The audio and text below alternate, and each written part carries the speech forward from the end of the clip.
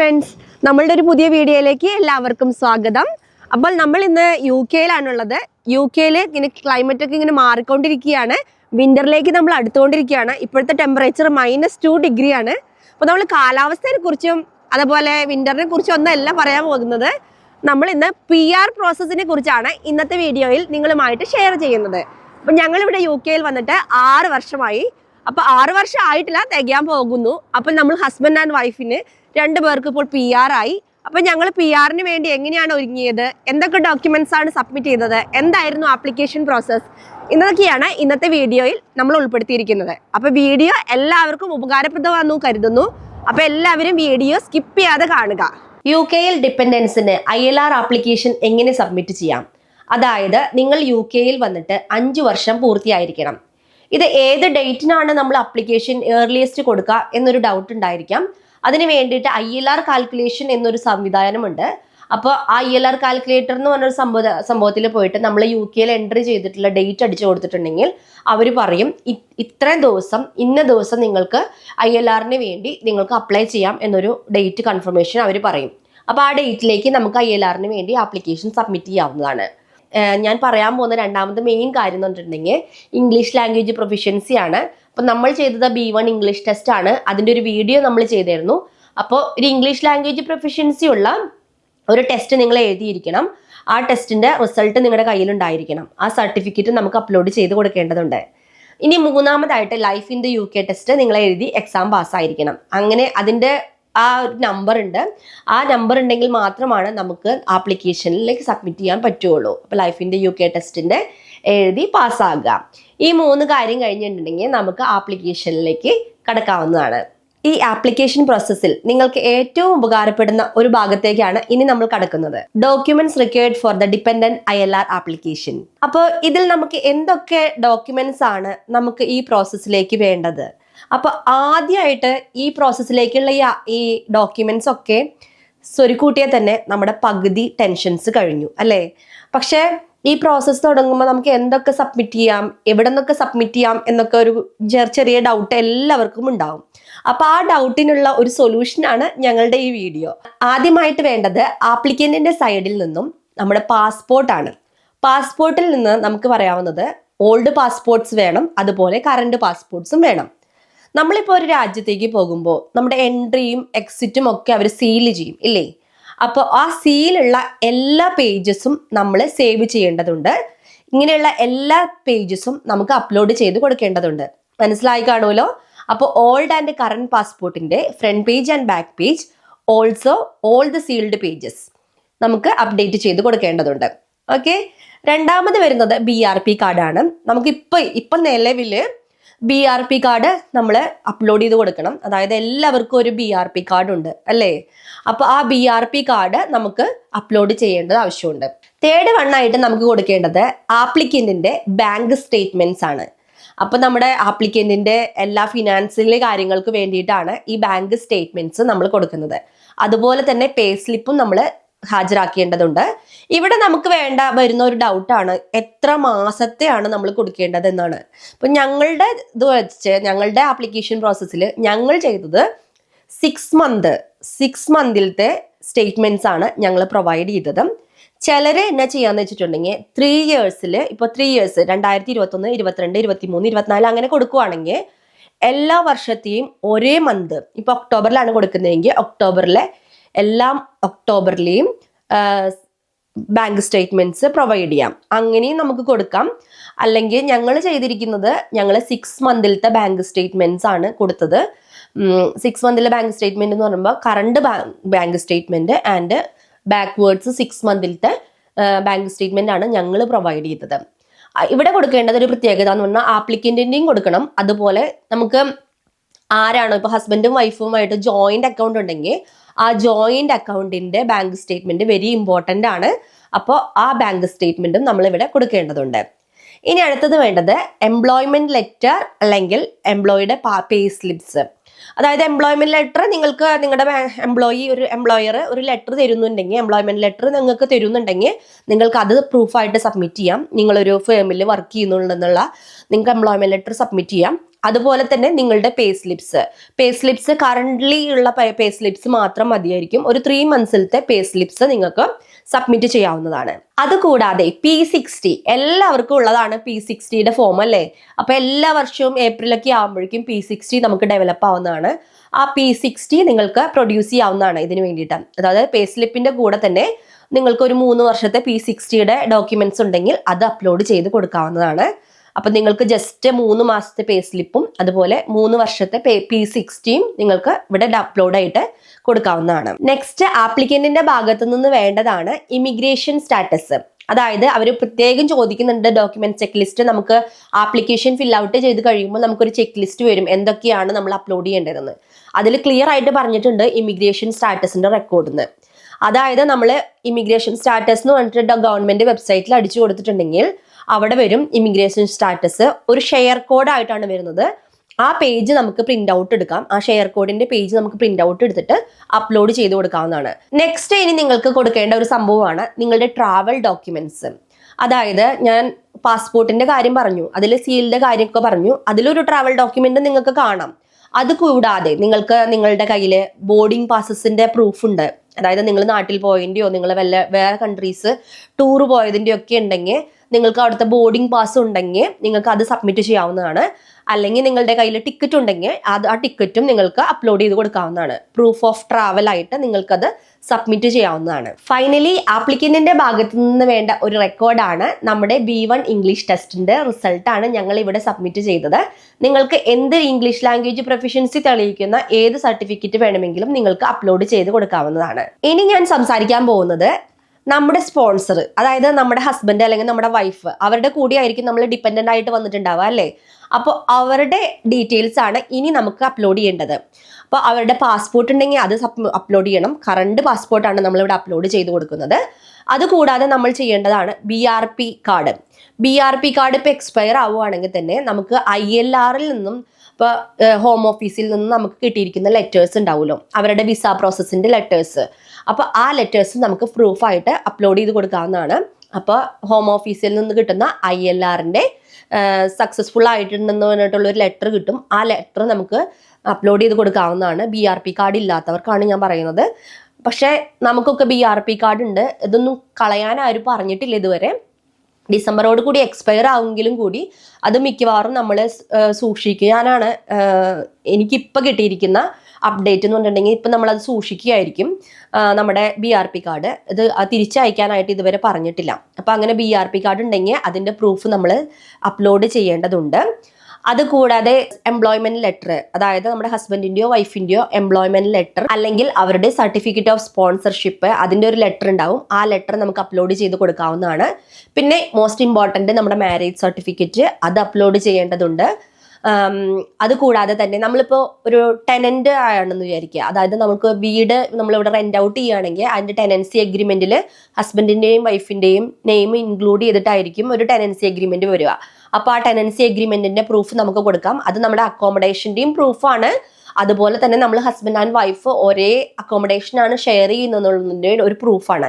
അപ്പം അത് മസ്റ്റായിട്ട് നമുക്ക് കൊടുക്കാവുന്ന ഒരു പ്രൂഫാണ്. അതുകൂടാതെ ഇപ്പം നിങ്ങൾ ഹോം ഓൺ ചെയ്യുകയാണെങ്കിൽ, നിങ്ങളുടെ സ്വന്തം വീടാണെങ്കിൽ നിങ്ങൾക്ക് ഹോം ഓണർഷിപ്പ് ലെറ്റർ ഉണ്ടെങ്കിൽ അത് സബ്മിറ്റ് ചെയ്യാവുന്നതാണ്.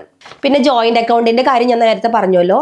ഇപ്പം നമ്മൾ UK മസ്റ്റായിട്ട് ചെയ്യേണ്ട ഒരു കാര്യമാണ് ജോയിന്റ് അക്കൗണ്ട്. അതായത് ഹസ്ബൻഡിനും വൈഫിനും ഒരു ജോയിന്റ് അക്കൗണ്ട് ചേരുക. ഇനി നമ്മൾ അപ്ലോഡ് ചെയ്യേണ്ട ഒരു കാര്യമാണ് ഫാമിലി കൺസെന്റ്. അതായത് നമ്മൾ ആപ്ലിക്കേഷൻ ഫിൽ ഔട്ട് ചെയ്ത് കഴിയുമ്പോൾ, ഈ ILR ഡിപ്പെൻഡൻസിന്റെ ആപ്ലിക്കേഷൻ ഫിൽ ഔട്ട് ചെയ്ത് കഴിയുമ്പോൾ നമുക്കൊരു ഫാമിലി കൺസെന്റ് ഡൗൺലോഡ് ചെയ്യേണ്ടതുണ്ട്.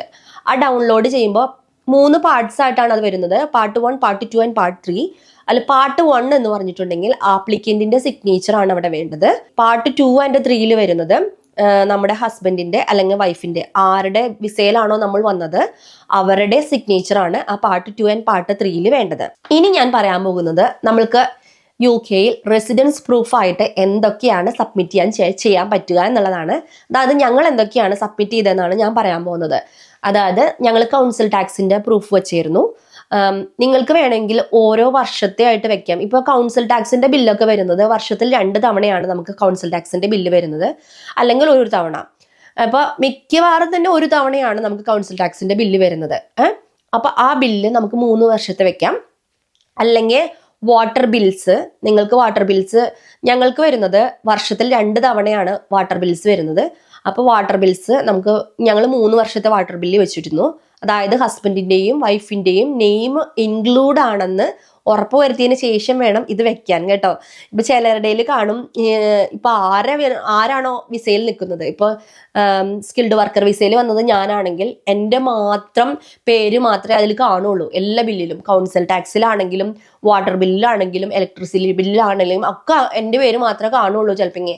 അപ്പൊ അത് പാടില്ല. എപ്പോഴും ഹസ്ബൻഡ് ആൻഡ് വൈഫായിട്ട് നിങ്ങൾ താമസിക്കുമ്പോൾ എല്ലാ ബില്ലിലും നിങ്ങൾ ഹസ്ബൻഡിന്റെയോ വൈഫിന്റെയും നെയിം ഇൻക്ലൂഡ് ചെയ്യാനായിട്ട് ശ്രമിക്കുക. കാരണം ഇങ്ങനെ ഓരോ പ്രോസസ്സിലൂടെ നമ്മൾ കടന്നു പോകുമ്പോഴാണ് ഇതിന്റെ ഇമ്പോർട്ടൻസ് ഒക്കെ നമുക്ക് മനസ്സിലാകുക. ഒരേ അഡ്രസ്സിലാണ് നമ്മൾ താമസിച്ചിരുന്നെന്നുള്ളൊരു പ്രൂഫ് കൊടുക്കാനായിട്ട് നമുക്ക് ഈ ബിൽസ് ഹെൽപ്പ് ചെയ്യും.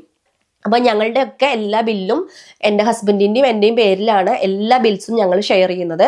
അപ്പൊ ഞങ്ങളുടെ വാട്ടർ ബില്ല്, ഞങ്ങളുടെ ഇലക്ട്രിസിറ്റി ബില്ല്, അതുപോലെ കൗൺസിൽ ടാക്സ് ബില്ല്, ഇത് 3 കാര്യങ്ങളും ഞങ്ങൾക്ക് റെസിഡൻസിന്റെ പ്രൂഫായിട്ട് വെക്കാൻ പറ്റും. ഇനി നിങ്ങൾക്ക് ഇതൊന്നും ഇല്ലെങ്കിൽ നിങ്ങൾക്ക് പോൾ കാർഡ് എന്നൊരു സംഭവം അറിയാലോ. അപ്പൊ എല്ലാ പ്രാവശ്യവും എല്ലാ വർഷവും നമുക്ക് ഇലക്ഷന്റെ സമയത്ത് കിട്ടുന്ന പോൾ കാർഡ്, അതിൽ നമ്മുടെ അഡ്രസ്സ് കൊടുത്തിരിക്കും. അപ്പൊ അത് നമുക്ക് ഹസ്ബൻഡിന്റെയും വൈഫിന്റെയും സബ്മിറ്റ് ചെയ്യാം.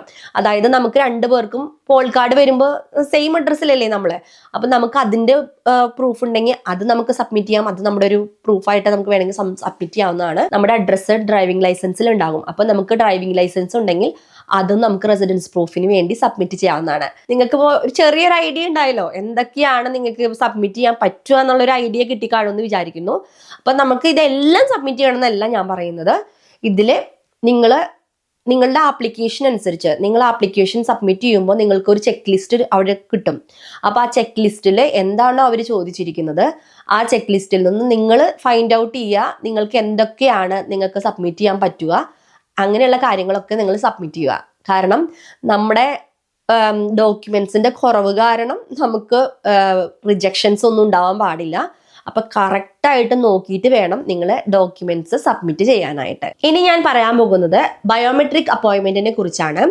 നമ്മൾ ആപ്ലിക്കേഷനൊക്കെ ഫിൽ ഔട്ട് ചെയ്ത് കഴിഞ്ഞ് നമ്മൾ പേയ്മെന്റ് കഴിഞ്ഞിട്ടുണ്ടെങ്കിൽ അടുത്ത പേജ് ഓപ്പൺ ആക്കുന്നത് നമ്മുടെ TLS എന്ന് പറഞ്ഞൊരു പേജാണ്. അതായത് ഇവരാണ് ഈ TLS ഗ്രൂപ്പാണ് ഇപ്പൊ നമ്മുടെ ബയോമെട്രിക് അപ്പോയിന്റ്മെന്റ്സ് എല്ലാം മാനേജ് ചെയ്യുന്നത്. അപ്പൊ TLSൽ പോയിട്ട് നമുക്ക് ബയോമെട്രിക് അപ്പോയിന്റ്മെന്റിന് ഒരു ഡേറ്റ് എടുക്കാം. അതുപോലെ നമുക്ക് ഡിസൈഡ് ചെയ്യാം നമുക്ക് എവിടെയാണ് പോകേണ്ടതെന്ന്. നമ്മുടെ പോസ്റ്റ് കോഡ് അടിച്ചു കൊടുത്തിട്ടുണ്ടെങ്കിൽ അതിന് നമുക്ക് നിയറസ്റ്റ് ആയിട്ടുള്ള പ്ലേസസ് ഒക്കെ അവൈലബിൾ ആവും. അതിൽ 2 തരത്തിലാണ് ഇവരൊക്കെ അപ്പോയിന്റ്മെന്റ് ഉള്ളത്. ഒന്ന് നമുക്ക് പേയ്മെന്റ് കൊടുത്ത് നമുക്ക് അപ്പോയിന്റ്മെന്റ് എടുക്കാം. അതായത് 60 പൗണ്ട് എന്തോ ആണ് പ്രയോറിറ്റി പേയ്മെന്റിനുള്ളത്. അപ്പോൾ പ്രയോറിറ്റി ആയിട്ട്, അതായത് പെട്ടെന്ന് തന്നെ നമുക്ക് നമ്മൾ ഉദ്ദേശിക്കുന്ന സ്ഥലത്ത് ബയോമെട്രിക് അപ്പോയിന്റ്മെന്റ് കിട്ടണമെങ്കിൽ 60 പൗണ്ടാണ് പേയ്മെന്റ് കൊടുക്കേണ്ടത്. അല്ലാതെ ഫ്രീ പേയ്മെന്റ്സ് കൊടുത്തും നമുക്ക് അപ്പോയിന്റ്മെന്റ് ബുക്ക് ചെയ്യാവുന്നതാണ്. അപ്പൊ നമ്മൾ ഫ്രീ പേയ്മെന്റ് കൊടുത്ത് അപ്പോയിന്റ്മെന്റ് ബുക്ക് ചെയ്യുക. അവിടെ ചെന്ന് കഴിയുമ്പോൾ നമുക്ക് 15 മിനിറ്റ്സ് മുന്നാണ് നമുക്ക് അപ്പോയിന്റ്മെന്റിന്റെ സൈറ്റിൽ എത്തേണ്ടത്. അവിടെ ചെന്ന് കഴിഞ്ഞ് നമുക്ക് ജസ്റ്റ് നമ്മുടെ ID വെരിഫിക്കേഷൻ കഴിഞ്ഞിട്ടുണ്ടെങ്കിൽ നമ്മളാണ് ബാക്കിയെല്ലാം ചെയ്യുന്നത്. ഇപ്പോൾ അതായത് ഹസ്ബൻഡ് എൻ്റെ ഏട്ടൻ പോയപ്പോൾ ബയോമെട്രിക് അപ്പോയിന്റ്മെന്റിന് പോയപ്പോൾ ഏട്ടൻ തന്നെയാണ് എല്ലാ സംഭവങ്ങളും വെരിഫിക്കേഷനും ഫോട്ടോസും കാര്യങ്ങളൊക്കെ അവർ തന്നെയാണ് ചെയ്യുന്നത്. അപ്പോൾ ജസ്റ്റ് ഇവരുടെ ID ഒന്ന് വെരിഫൈ ചെയ്തു. അതിനുശേഷം ഫിംഗർ പ്രിന്റ്സും ഫോട്ടോസും എല്ലാം ചെയ്യുന്നത് ഇവർ തന്നെയാണ്. ആപ്ലിക്കൻ്റ് ആരാണോ അവർ തന്നെയാണ് ഇതെല്ലാം ചെയ്ത് കൊടുക്കുന്നത്. ഇനിയിപ്പോൾ നിങ്ങൾക്ക് ആപ്ലിക്കൻ്റ് അല്ലാണ്ട് നിങ്ങൾക്ക് വേറെ അവരുടെ അസിസ്റ്റൻസ് വേണമെങ്കിൽ 50 പൗണ്ട് എക്സ്ട്രാ കൊടുത്തിട്ടുണ്ടെങ്കിൽ അസിസ്റ്റൻസോട് കൂടിയിട്ട് നമുക്ക് ഡോക്യുമെന്റ്സ് അപ്ലോഡ് ചെയ്യാനും കാര്യങ്ങൾക്കൊക്കെ അവർ ഹെൽപ്പ് ചെയ്യുന്നതായിരിക്കും. അപ്പം ഞങ്ങൾ 5 ദിവസത്തിനുള്ളിൽ PR കിട്ടണം എന്നുള്ള രീതിയിലാണ് ഞങ്ങൾ മൂവ് ചെയ്തേരുന്നത്. 2885 നോർമലി ഒരു PR-നുള്ള ഫീ അല്ലേ. അപ്പോൾ ആ ഫീ എന്ന് പറയുമ്പോൾ അത് നമുക്ക് ഡിസിഷൻ വരിക 28 വീക്സിനുള്ളിലാണ് ആ ഡിസിഷൻ വരിക. പക്ഷെ നമുക്കിപ്പോൾ അർജന്റായിട്ട് ഇപ്പോൾ PR-ന്റെ ഡിസിഷൻ വേണമെന്നുണ്ടെങ്കിൽ നമുക്ക് 5 ഡേയ്സിനുള്ളിൽ കിട്ടാൻ വേണ്ടിയിട്ട് പ്രയോറിറ്റി വിസയുണ്ട്. അതിന് വേണ്ടിയിട്ട് നമ്മൾ 500 പൗണ്ട് എക്സ്ട്രാ കൊടുക്കണം. അല്ലെങ്കിൽ സൂപ്പർ പ്രയോറിറ്റി വിസയുണ്ട്. അതെന്ന് പറഞ്ഞിട്ടുണ്ടെങ്കിൽ നമുക്ക് 1000 പൗണ്ട് എക്സ്ട്രാ പേ ചെയ്തിട്ടുണ്ടെങ്കിൽ 1 ഡേയ്ക്കുള്ളിൽ നമുക്ക് ഡിസിഷൻ അറിയാവുന്നതാണ്. അപ്പം ഞങ്ങൾ പ്രയോറിറ്റി വിസ അനുസരിച്ചാണ് ഞങ്ങൾ PR-ന് അപ്ലൈ ചെയ്തത്. പക്ഷെ 5 ദിവസം ആയിട്ടും ഞങ്ങൾക്ക് ഡിസിഷൻ വന്നിരുന്നില്ല. ഞങ്ങൾ പിന്നെയും വിചാരിച്ചു എന്താവോ ഡിസിഷൻ വരാൻ വൈകുന്നേ. ചിലപ്പോൾ ഡിസിഷൻ വരാൻ വൈകുന്നതിന്റെ കാരണം ഒരുപാട് ആപ്ലിക്കേഷൻസ് ആണ് അവർ ഒരു ദിവസം ഡീൽ ചെയ്യുന്നത്. അപ്പൊ ചിലപ്പോൾ അത് കാരണമായിരിക്കാം നമുക്ക് ഡിലേ വരുന്നത്. ഞങ്ങൾക്ക് 7th ഡേയിലാണ് ആപ്ലിക്കേഷൻ്റെ ഡിസിഷൻ കിട്ടിയത്, സക്സസ്ഫുൾ ആയി എന്ന് പറഞ്ഞിട്ട്. അപ്പം നിങ്ങൾക്കും ഇതുപോലെ 5 ഡേയ്സിനുള്ളിൽ അപ്ലൈ ചെയ്യുന്നുണ്ടെങ്കിൽ ചിലപ്പോൾ ഡിലേ ആകാം. അതുപോലെ നമ്മുടെ ഒരു ഫ്രണ്ട് നോർമലാണ് 2885 പൗണ്ട് കൊടുത്ത് നോർമൽ ആപ്ലിക്കേഷൻ വെച്ചിട്ട് അവർക്ക് 5ാമത്തെ ദിവസം ഡിസിഷൻ വന്നതും അങ്ങനെയും ഒരു സംഭവം ഉണ്ട്. അപ്പോൾ ഇതൊക്കെ നമ്മുടെ ഒരു ലക്കാണ് കേട്ടോ. നമുക്ക് ഭാഗ്യമുണ്ടെങ്കിൽ നമ്മുടെ ഡിസിഷൻ വേഗം വരും, അല്ലെങ്കിൽ കുറച്ച് എക്സ്റ്റെൻഡ് ആവും. ഇപ്പം ഞങ്ങൾ വീഡിയോ ഒക്കെ ഞങ്ങൾ വേഗം എടുത്തു വെച്ചിരുന്നു, പക്ഷേ ഡിസിഷൻ ആയിട്ട് മാത്രമേ നിങ്ങളുമായിട്ട് ഷെയർ ചെയ്യുള്ളൂ എന്ന് വിചാരിച്ചത് കൊണ്ടാണ് കുറച്ച് ഡിലേ ആയത്. പിന്നെ ഓരോ അസുഖങ്ങളിൽ പെട്ടു, അങ്ങനെ വീഡിയോ കുറച്ച് ഡിലേ ആയി. എന്നാലും നമ്മൾക്ക് 2 പേർക്കും, husband and wife, PR secure ചെയ്തിട്ടുണ്ട്. എനിക്ക് ILRന്റെ ഡിസിഷൻ വന്നപ്പോൾ അതിൻ്റെ തുടർച്ചയായിട്ട് 7 ദിവസത്തിനുള്ളിൽ BRP കാർഡും വന്നിരുന്നു. ബട്ട് ഏട്ടൻ്റെ കാര്യത്തിൽ BRP കാർഡ് അവർ സ്റ്റോപ്പ് ചെയ്തിരിക്കുകയാണ്. അപ്പം നമുക്ക് BRP കാർഡ് ഇല്ല. ILR സക്സസ്ഫുൾ ആണെന്ന് പറഞ്ഞു വന്നു. അവർ അയച്ചിരിക്കുന്ന ലെറ്ററിൽ BRP കാർഡിനെ കുറിച്ച് ഒന്നും മെൻഷൻ ചെയ്തിട്ടില്ല. അവർ പറഞ്ഞിരിക്കുന്നത് നിങ്ങൾക്ക് ഇനി വിസ ഗവൺമെന്റ് വെബ്സൈറ്റിൽ കയറി നിങ്ങൾ വിസ അപ്ഡേറ്റ് ചെയ്യൂ എന്ന് മാത്രമാണ് പറഞ്ഞിരിക്കുന്നത്. അപ്പോൾ നമ്മുടെ BRP കാർഡ് സ്റ്റോപ്പായി. അത് മാത്രമല്ല അവർ പറഞ്ഞിരിക്കുന്നത് നിങ്ങളുടെ പഴയ BRP കാർഡ് നിങ്ങൾ കീപ്പ് ചെയ്യൂ എന്നും പറഞ്ഞിട്ടുണ്ട്. ഇപ്പോൾ ഏട്ടന്റെ എംപ്ലോയർക്ക് വിസ സ്റ്റാറ്റസിന്റെ അപ്ഡേഷൻ കൊടുക്കണമായിരുന്നു. അപ്പൊ നമുക്ക് BRP ഇല്ലാത്തത് കാരണം തന്നെ നമ്മൾ വിസയിൽ പോയി നമ്മുടെ അപ്ഡേറ്റ് ചെയ്തതിന് ശേഷം നമ്മൾ വിസയുടെ ഇമിഗ്രേഷൻ സ്റ്റാറ്റസിന്റെ ഷെയർ കോഡാണ് നമ്മൾ നമ്മുടെ എംപ്ലോയർക്ക് കൊടുക്കുന്നത്. അതായത് ഇനി നമുക്ക് കൊടുക്കാനായിട്ട് ഇനിയൊരു BRP കാർഡ് ഇല്ല. അപ്പൊ ഇതാണ് നമ്മുടെ പുതിയ അപ്ഡേറ്റ്. ഇത്രയും കാര്യങ്ങളാണ് നമുക്ക് നിങ്ങളുമായിട്ട് ഷെയർ ചെയ്യാൻ ആഗ്രഹിച്ചിരുന്നത്. ഈ വീഡിയോ നിങ്ങൾക്ക് ഉപകാരപ്പെടുമെന്ന് കരുതുന്നു. എല്ലായ്പ്പോഴും ഞങ്ങൾ വീഡിയോയിൽ ഡിസ്ക്രിപ്ഷനിൽ ആഡ് ചെയ്യാറുണ്ട്. ഇതൊരു എന്താ പറയുക, ഞങ്ങളൊരു ലീഗൽ അഡ്വൈസർ അല്ല, ഒരു സോളിസിറ്റർ അല്ല, ഒരു പ്രൊഫഷണൽ ബോഡി ഒന്നും അല്ല. അപ്പം നിങ്ങൾക്ക് ഞങ്ങളുടെ എക്സ്പീരിയൻസ് ആണ് ഞങ്ങൾ നിങ്ങളുമായിട്ട് ഷെയർ ചെയ്യുന്നത്. ഒരിക്കലും നിങ്ങൾ ഇതൊരു അഡ്വൈസ് ആയിട്ടോ ഒന്നും കരുതണ്ട. നിങ്ങൾക്കൊരു റെഫറൻസ് ആയിട്ട് മാത്രം ഒന്ന് നോക്കാവുന്ന മാത്രം. നിങ്ങൾക്ക് ഇതിനെക്കുറിച്ച് കൂടുതൽ വിവരങ്ങളൊക്കെ അറിയണമെങ്കിൽ ഗവൺമെന്റ് വെബ്സൈറ്റിൽ പോയിട്ട് സെർച്ച് ചെയ്യുക. അതുപോലെ തന്നെ ഒരു പ്രൊഫഷണൽ ബോഡി ആയിട്ട് നിങ്ങൾക്ക് ഇത് ഡിസ്കസ് ചെയ്ത് നിങ്ങൾക്ക് തീരുമാനിക്കാവുന്നതാണ്. ഇത് ഞങ്ങളുടെ അനുഭവങ്ങൾ മാത്രമാണ്. Thank you for watching our video. ഇന്നത്തെ വീഡിയോ എല്ലാവർക്കും ഉപകാരപ്പെടും എന്ന് വിചാരിക്കുന്നു. അപ്പോൾ ഇഷ്ടപ്പെടുകയാണെങ്കിൽ ഞങ്ങളുടെ വീഡിയോ എല്ലാവരും ലൈക്ക് ചെയ്യുക, മറ്റുള്ളവരിലേക്ക് ഷെയർ ചെയ്ത് കൊടുക്കുക. അതുപോലെ തന്നെ ഞങ്ങളെ ഒന്ന് സപ്പോർട്ട് ചെയ്യാൻ മറക്കരുത്. ഞങ്ങൾക്ക് വേണ്ടി ഞങ്ങളുടെ ചാനൽ ഒന്ന് സബ്സ്ക്രൈബ് ചെയ്ത് സപ്പോർട്ട് ചെയ്യുക. അപ്പോൾ നമുക്ക് മറ്റൊരു ഉപകാരമുള്ള വീഡിയോയിലൂടെ കാണാം.